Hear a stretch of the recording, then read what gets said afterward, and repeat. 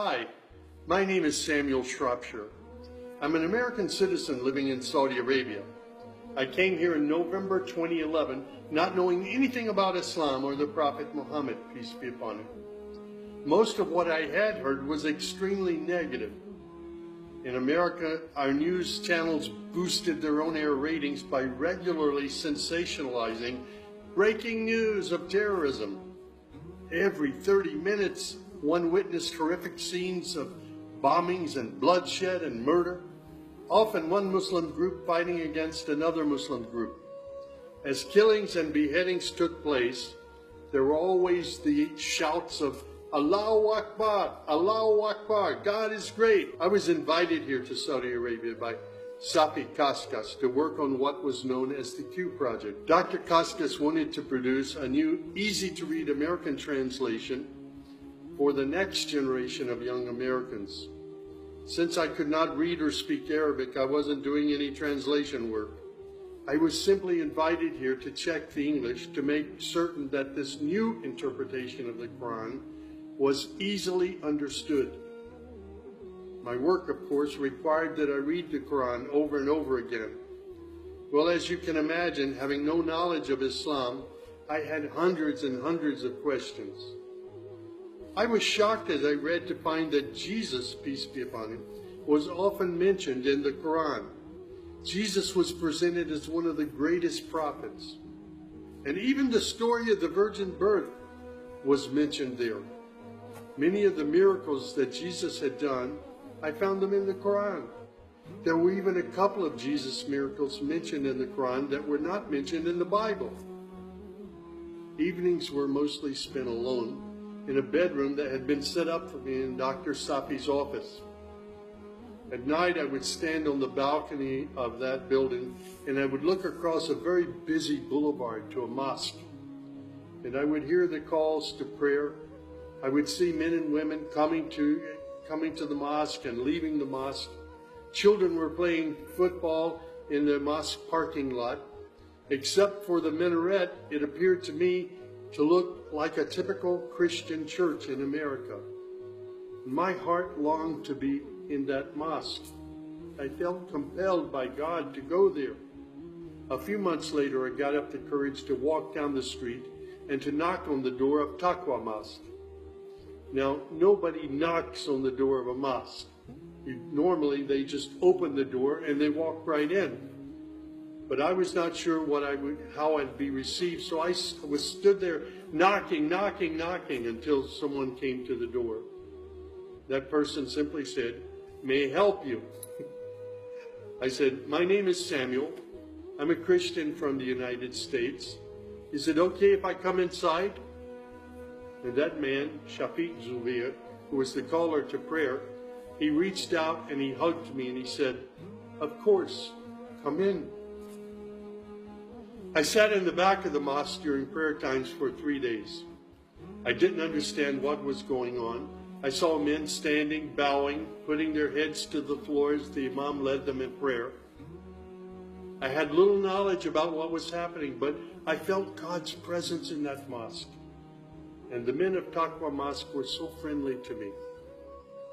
After 3 days, I asked Shafiq if he could teach me the first surah of the Quran, Al-Fatiha. This was a necessary element in praying the 5 daily prayers. I was memorizing sounds, but I didn't know what the sounds meant. So I started comparing them with an English translation I had, and I realized that there was nothing in Al-Fatiha that was inconsistent with Christian teaching. There I read the encouraging words that God was the most merciful, the distributor of mercy and forgiveness. My heart was being strangely touched by the words of the Quran and the love displayed by the men of Taqwa Mosque.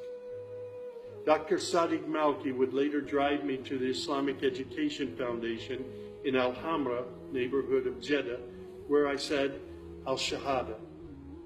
According to Islam, we're all equal. There's none above another. There are scholars, but their role is educational. As for the relationship with God, it's personal, it's direct. The faith itself is simple and clear. It's summed up in just 6 points. There is one true God who is unlike any other being. He is neither born, nor does he give birth.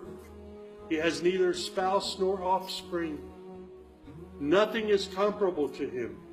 He's all-powerful. He knows everything perfectly. He is the most merciful. Secondly, a belief in angels, who are indeed the servants of God. They obey God's bidding and they do whatever they're commanded to do. They don't have any free choice. Thirdly, there's a belief in divine revelations. Islam acknowledges that God revealed scriptures including the Torah, the Gospel, the Psalms. However, down through the ages, many of these divine revelations had become distorted and somewhat corrupt. The Quran, which also contains God's revelations, is intact. It hasn't changed from the very beginning. The Quran, which also contains God's revelations, is still intact in its original form. Fourthly, there's a belief that in all earlier prophets and God's messengers, not just Muhammad. They believe in Abraham and Isaac and Moses and Jesus and hundreds of other prophets. They believe that the prophets were the best of mankind. Muslims believe in the last day. That's to say, this includes the belief in all that God and his messenger have told us about what happens after death, including recording of good and bad deeds, the resurrection and the gathering of all creatures, the reckoning that will take place on the great judgment day, the prophet's intercession, as well as heaven and hell. Man's ultimate aim will be to save himself on that day. Muslims believe in the divine destiny of predestination. Whatever God wills is certain to take place, and what he has not willed will never take place. This present life is a test for man, and man should endeavor to pass this test. These tenets of faith appeared to me entirely consistent with human nature. And then I asked, how can one become a Muslim? My search showed me that one needs to fulfill 5 specific duties, which are called the pillars of Islam. These are: first, a declaration to believe and to say verbally, I witness that there is no other deity other than God, and that Muhammad, along with all the other prophets, is God's messenger. Prayer is an important part of a Muslim's life. Muslims seek to maintain the 5 daily prayers. These are spread out over the day and night. Thirdly, there's the zakat. 2.5% of one's property is an obligatory charity, provided that one owns more than a certain threshold and holds it for a year. Then there's fasting. Fasting is an important part of the Muslim's life. Muslims fast throughout the month of Ramadan. They do this every year, abstaining from all food, drink, and sex, from dawn till sunset. One must also refrain from futile arguments and quarrels and forbidden things. The month provides a unique spiritual uplift for all Muslims. Then there is the pilgrimage, or Hajj. This is performed in Mecca and its surrounding areas. It's a duty to fulfill this pilgrimage once during one's lifetime, provided that one is physically and financially capable of doing so. People often ask me, Sam, how did you become a Muslim? In the church was a library, and in that library were children's books. One of the books my mother got over and over again was called The God of Abraham. In that book were beautiful color photos of camels and deserts.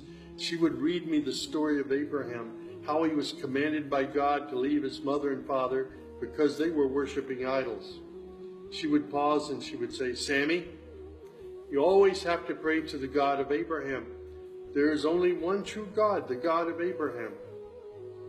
My commitment to God has been strong and enduring since my younger years.